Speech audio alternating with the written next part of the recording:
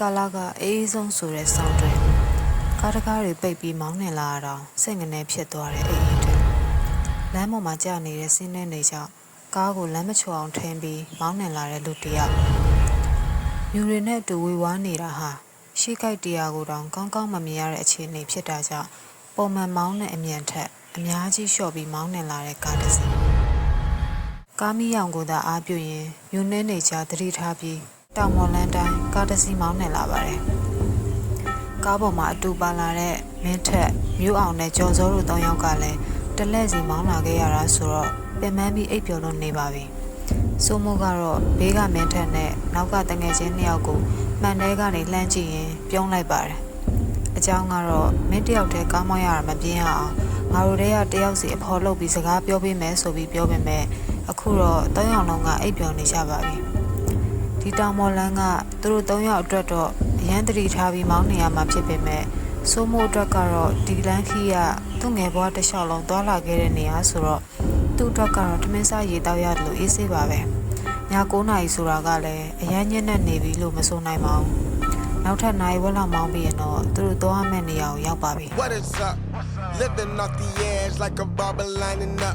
စိုးမိုးတယောက်ဖွင့်ထားတဲ့တခြင်းလေးနားထောင်ရင်စိတ်အေးလက်အေးနဲ့မောင်းလာနေတော့မှာပဲအမဲရောင်အရေးကြီးတစ်ခုဟာကားရှိမှရုတ်တရက်ဖြတ်သွားတာကိုတွေ့လိုက်ရတဲ့အတွက်ကားကိုချက်ချင်း brake အုပ်လိုက်ရပါတယ်မထင်မှတ်ထားတဲ့အရာတွေကရုပ်ချီးဆိုလိုဖြစ်ပျက်သွားခဲ့ပါတယ်ကားကို brake အုပ်လိုက်တော့မှပဲအရှိန်ကမထိန်နိုင်တော့ပဲတခုခုကိုတိုက်မိသွားပါတော့တယ်တိုက်မိတဲ့အရှိန်ကြောင့်ကားကကြောက်ထဲကိုထိုးကျသွားပါတော့တယ်ကြောက်ထဲကျရဲဆိုပေမဲ့လည်းစင်ချီရှောလို့ဖြစ်နေရကြောင်းစတီယာတိုင်းကိုမနှဲထည့်ရင်အလိုက်တဲ့ရှော့ကျလာတဲ့အတွက်အကျသက်သာတယ်လို့ပဲပြောရမှာပါလူတယောက်မှအသက်နဲ့မရှိပဲအောက်ဘက်ကိုရောက်သွားတာဟာသူတို့၄ယောက်အတွက်ကတော့ကံကောင်းတယ်လို့ပဲဆိုရမှာပါခြေရီလက်တွေမှာပုံးပက်ရာတွေနဲ့အနှဲငယ်နာကျင်တာလွယ်ပြီးသူတို့တွေဘာမှတော့ဖြစ်မသွားကြပါဘူးကားရဲကနေထွက်လာကြပြီးအနီးနားကိုကူညီရမလားဆိုပြီးအော်ဟစ်လိုက်ကြပေမဲ့ဘာတုံ့ပြန်မှုမှမရှိခဲ့ပါဘူးကားလမ်းမပေါ်ကိုပြန်တက်ဖို့ကခက်ခဲတာဖြစ်တဲ့အတွက်နေကန်နီးပါးဖြစ်နေတဲ့စိုးမိုးကပဲဥဆောင်ပြီးလမ်းလျှောက်လာကြပါတယ်ဟဲ့ကောင်နေကြားရလားအေးကြားရတယ်မင်းရောကြားရလားငါလည်းကြားတယ်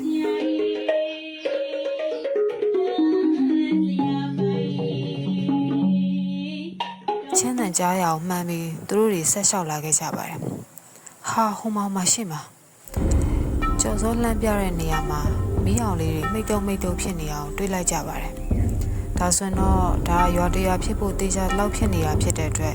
အဲ့မီးအောင်လေးစီကိုပဲသူတို့တွေဆက်လျှောက်လာကြပါတယ်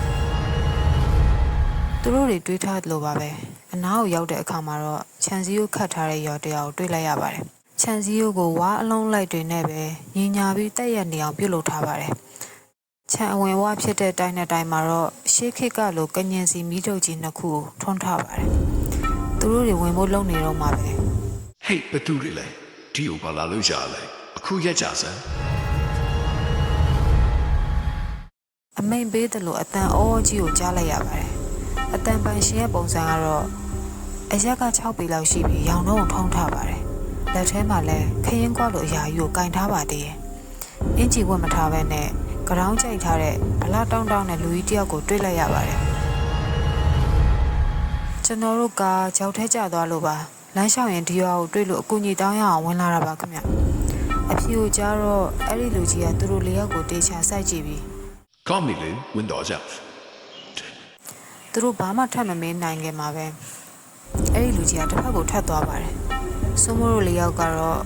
ထိုလူကြီးရဲ့ပုံစံကိုထူးဆန်းတယ်လို့ခံစားနေခဲ့ပါတယ်ရွာထဲဝင်လာလေဆော့ဆော့ကကြားခဲ့တဲ့တချင်းနံကပို့ပြီးတော့ပြမြင်ကြားရလေပါပဲ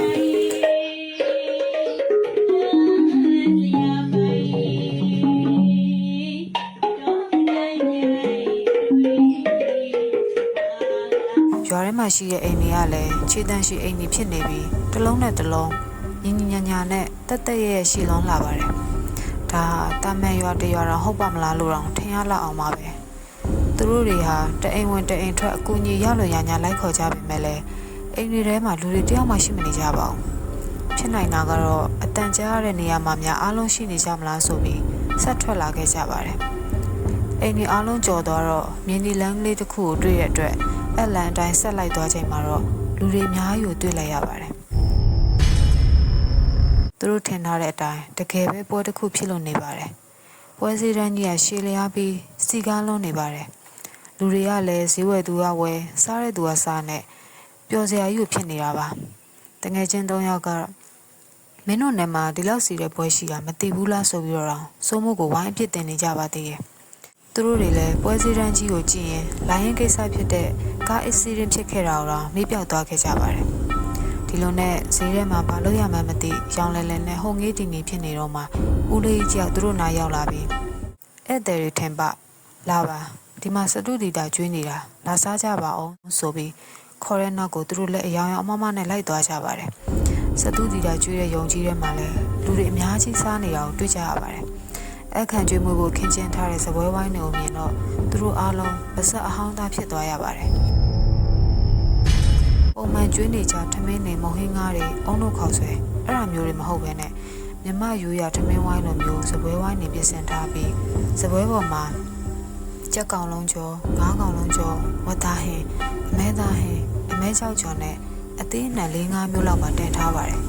တသက်နဲ့တကူဒီလိုအရှံပဲကျွေးရစတုဒီတာမျိုးတခါမှမကြုံမှုမစားဘူးကြတာအသေးချပါသူတို့အနေနဲ့ကတော့ပုံမှန်ဆိုရင်ဒါဟာအထူးဧည့်သည်လာမှပဲအခန့်ကျွေးမှုကြတာဖြစ်ပြီးအခုဒီမှာတော့ဒီလိုအစားတောက်တွေလူတိုင်းရဲ့ရောနဲ့လက်ကားကျွေးမွေးနေတာပါလာသမျှလူတွေကလည်းအားရပါရစားကြပြီးတဝိုင်းပြီးတဝိုင်းဝင်လိုက်ထွက်လိုက်နဲ့ကြည့်ရတာနဲ့တင်ကိုအရန်ကိုပြောဖို့ကောင်းနေပါတယ်သူတို့ကိုခေါ်လာတဲ့ဦးလေးကြီးကစပွဲလို့တစ်ခုစီကိုခေါ်သွားပြီးနေရာချထားပေးလိုက်ပါတယ်သူတို့လေးဦးလည်းစားစရာတွေမြင်ကမှဘိုက်ကအရန်စားလာတာနဲ့ခေါင်းမဖော်တော့စားတော့လိုက်ကြပါတယ်ထမင်းစားပြီးချိန်မှာတော့ထမင်းစားဖို့လာခေါ်တဲ့ဦးလေးယူသူတို့ဖြစ်ပျက်တွေပြောပြပြီးအကူညီတောင်းလိုက်ကြပါတယ်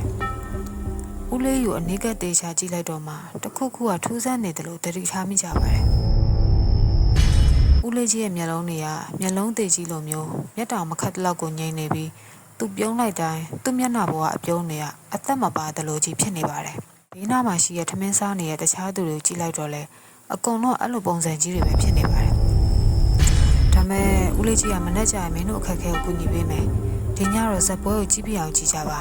အရန်ကောင်းတဲ့ဇက်မို့လို့နောက်တစ်ခါကြည့်ချင်အောင်ကြည့်ခွင့်ရှိမရှိမသိချဘူးဆိုပြီးပွဲကင်းတော့အတင်းခေါ်သွားပါတယ်စိုးမိုးတို့လေးယောက်လည်းဦးလေးခေါ်ရနောက်ကိုပါလာကြပြီးပွဲကင်းနဲ့ရောက်သွားပြီးပွဲကြည့်လိုက်ကြပါတယ်တကယ်တော့သူတို့တွေကအခုလိုပွဲကြည့်ရတာမျိုးလုံးဝမကြိုက်ပါဘူး stage show တို့ဘားတို့ club တို့တာသွားဖို့ပြီးအခုလိုဇက်ပွဲကြည့်ရတာဘဝမှာပထမဆုံးတွေ့ကြုံမှဖြစ်ပါတယ်ပွဲရမင်းသမီးကားတဲ့ဆက်ဖြစ်ပြီးအဆူအငိုအပြောအလွမ်းအဆွေးနဲ့ကားကွက်တွေကအင်မတန်မှကြည့်လို့ကောင်းလို့နေပါတယ်ဒီလိုဇက်ပွဲမျိုးတစ်ခါမှလည်းမကြည့်ဘူးကြပါမယ်ဘာကြောင့်မှမသိအရန်ကိုစိတ်ဝင်စားဖို့ကောင်းပြီးကြည့်လို့ကောင်းလို့နေခဲ့ပါတယ်အချိန်တွေဘယ်လောက်တောင်ကုန်သွားမှမသိအပေါ်သွားချင်တာရဲ့ညမအိပ်ပဲပွဲကြည့်ကြရဲ့ကြောင့်ဘိုက်ကဒုတိယချိန်စားချင်လာပါတယ်သူတို့လေးယောက်ပွဲခင်းထဲကထွက်လာခဲ့ကြတယ်ပြီးတော့လူရှင်းတဲ့အမောင်တို့တနေရာကိုသွားပြီးအပေါ်ဆွန့်ကြတယ်ဒီချိန်မှာလမ်းကိုမြင်အောင်ဖုန်းမီတွေကိုထုတ်ပြီးသွားကြမှာပဲသူတို့တဲမဲ့နေအောင်ဖုန်းဆက်ဖို့တတိယကြပါတော့တယ်ဒါမှထူးဆန်းတာသူတို့လေးယောက်လုံးရဲ့ဖုန်းတွေအားလုံးကလုံးဝလိုင်းမမိကြဘူးဒီရွာဘက်ကခေါင်လို့ဖုန်းလိုင်းနဲ့မမိတာပဲဖြစ်မှာပါဆိုပြီးထွက်လာခဲ့ကြပါတယ်ပြီးတော့စတူဒီတာကျွေးတဲ့ဘက်ကိုဆက်ထွက်လာခဲ့ကြပါတယ်တကယ်ကိုစိတ်နာကောင်းတဲ့ရွာပါလားအခုချိန်ဒီညာလုံးပေါက်ကိုကျွေးနေမှာတော့ပွဲစည်းထဲမှာသွားစားတဲ့သူတွေရောရှိပါမလားဆိုပြီးပြောကြရင်ဒုတိယချိန်ထမင်းဝင်စားလိုက်ကြပြန်ပါတယ်ဒီတစ်ချိန်လဲစောစောကကျွေးတယ်လို့အသားတွေနဲ့အသေးနှံနဲ့အရှံပဲဖြစ်ပါတယ်ဒါမဲ့ဒီချိန်မှာတော့စောစောကဝင်စားဖို့ပြောတဲ့ဦးလေးကြီးကသူတို့ခက်စိမ့်စိမ့်ကြီးလှမ်းကြည့်နေတာကိုသူတို့အားလုံးသတိထားမိလိုက်ကြပါတယ်ထမင်းစားပြီးတော့ချထားတဲ့ခွက်ထဲကရေကိုတောက်လိုက်ကြတယ်ဒါမဲ့သူတို့ရေထင်ပြီးတောက်လိုက်ကြတဲ့အရာရေမဟုတ်ပဲငန်းကြီးကြီးဖြစ်နေပါတယ်ပြန်ထွေးထုတ်ဖို့အလုံးမှာသူတို့ကြည့်နေတဲ့ဦးလေးကိုကြောက်တာရဲ့အာနာတာရဲ့ကြောင့်မဖြစ်မနေမျိုးချလိုက်ရပါတယ်ခဏအကြာမှာတော့သူတို့နားထဲမှာကြားနေရတဲ့တချင်းတန်တွေကတဖြည်းဖြည်းနဲ့အဝေးကိုလွင့်ပြန်သွားပြီးတော့တယ်ကျင်းတဲ့တွေရဲ့အဟိတန်တွေနဲ့အတူသူတို့လေးယောက်လုံးအိပ်ပျော်နေရကနေနိုးလာကြပါတယ်။ပတ်ဝန်းကျင်တစ်ခုလုံးဟာလည်းနေ့ရဲ့အလင်းရောင်ကြောင့်လင်းထိန်လို့နေပါတယ်။တရွက်6တွေနဲ့ရှုပ်ပွားနေတဲ့တောအုပ်တစ်ခုထဲမှာသူတို့လေးယောက်ဟာအရာတစ်ခုပက်ပက်လဲဝိုင်းပြီးအဲ့လျက်အနေအထားနဲ့နိုးထလာကြတာဖြစ်ပါတယ်။ တကယ်တော့သူတို့ဝိုင်းပြီးအိတ်နေခဲ့တဲ့အရာအုတ်ကူတစ်လုံးမှာသူတို့ရှေ့မှာရှိတဲ့အုတ်ကူကဟောင်းနှွမ်းလုံးနေပြီးဂူပေါ်မှာရေးထားတဲ့စာတွေကိုတော့မတွေ့ရတော့ပါဘူးနားမလည်နိုင်တဲ့မျက်လုံးတွေနဲ့တယောက်ကိုတယောက်ကြည့်ရင်ဘာတွေဖြစ်ကုန်လဲဆိုတာကိုစဉ်းစားမရဖြစ်ကုန်ကြပါတယ်ငါတို့ဘာဖြစ်သွားလဲဘယ်ကိုရောက်နေရလဲညကကားကြောက်ထက်ကျသွားတယ်ပြီးတော့ရွာတရွာကိုရောက်ခဲ့တယ်အဲ့ဒီရွာမှာထမင်းတွေစားပြီးပွဲလဲကြည့်ခဲ့ကြတယ်ဒါဆိုငါတို့ကြည့်ခဲ့တဲ့ပွဲကင်းကြီးကဘယ်ရောက်သွားလဲတညာရဲနဲ့အကုန်လုံးဖြတ်ပစ်ဖို့ဆိုတာဘလို့မှမဖြစ်နိုင်ဘူးနောက်ဆုံးပွဲကင်းကြီးမရှိတော့ရင်တော့ရောင်းကောင်းတဲ့ဈေးဆိုင်တွေအမိုက်တွေကတော့ကြံနေရအောင်ပါပဲအခုဒီမှာစားကျွင်းစားချင်အမိုက်တရိုက်တွေလည်းဘာမှမရှိပဲပုံမှန်နေရာတစ်ခုလိုဖြစ်နေတယ်ရှုပ်ထွေးလုံးတဲ့မိကုန်းတွေအတွက်သူတို့အပြေရှာမတွေးခဲ့ကြပါဘူးနောက်ဆုံးမှာတော့ထင်းလာရှာတဲ့ကြွားသားချို့နဲ့တွေ့ပြီးဒီနားတစ်ဝိုက်မှာခဏခဏဖြစ်ပြနေခဲ့တာတွေကိုသိခွင့်ရခဲ့ပါတယ်တကယ်တော့သူတို့တွေရောက်ခဲ့တဲ့ရွာဟာကျက်ရွာတရွာဖြစ်နိုင်ကြောင်းသိလိုက်ရပါတော့တယ်ရွာသားတွေပြောပြပုံရတော့ဒီနားဝန်းကျင်မှာကားမတော်တဆမှုတွေဟာခဏခဏဖြစ်တတ်ပါတယ်ပြီးတော့အခုလိုမျိုးရွာတရွာရောက်သွားတာမျိုးစားစရာတွေနဲ့အခန့်ကျွေးမွေးတာမျိုးတချို့ကြတော့လဲသူတို့လေးယောက်ကြံရတယ်လို့ဇက်ပွဲကြီးရတာတွေစားစရာတွေကျွေးမွေးတာမျိုးတခါတလေတော့လဲအကူညီတောင်းခံရတဲ့ပုံစံမျိုးတွေစားရမတူညီတဲ့ပုံစံတွေနဲ့ခရီးသွားတွေကမကြာခဏကြုံတွေ့ရပါတယ်။ဟိုးအရင်တုန်းကတော့ဒီလိုအဖြစ်အပျက်တွေမကြားခဲ့ရပါပဲ။ဒီနားပတ်ဝန်းကျင်တစ်ဝိုက်မှာအခုလိုအဖြစ်မျိုးတွေဟာဖြစ်ခဲ့တာဟာဆယ်စုနှစ်တစ်ခုလောက်တောင်ရှိသွားပြီလို့သိခဲ့ရပါတယ်။တယောက်နဲ့တယောက်ကြုံတွေ့ခဲ့ရတာချင်းမတူညီကြပါပဲ။အဲ့ရွာကိုရောက်သွားဖို့တဲ့သူတိုင်းအတွက်တူညီတဲ့အဖြစ်တစ်ခုတော့ရှိကြပါတယ်။အဲ့ဒါကတော့အဲ့ရွာရဲ့နာမည်ပါ။ဝါလုံးလေးနဲ့စီတန်းထားတဲ့ခြံစည်းရိုးရဲ့ရှင်းလာမှာတစ်သားဆိုင်ပုတ်လေးတစ်ခုရှိပါတယ်။အဲ့ဒီဆိုင်ပုတ်ရဲ့နာမည်ကတော့ကမုံရွာ